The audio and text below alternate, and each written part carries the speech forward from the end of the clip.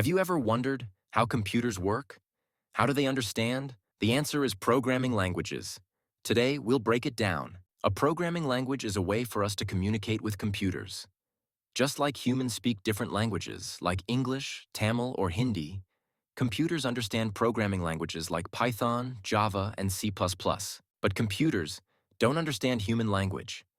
Instead, they rely on instructions, written in a structured way.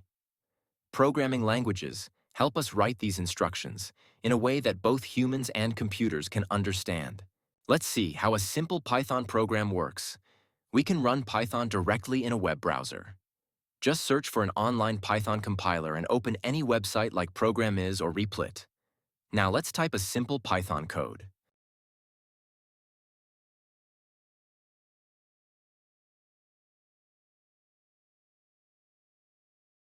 Now just click Run and boom! The computer prints Hello World.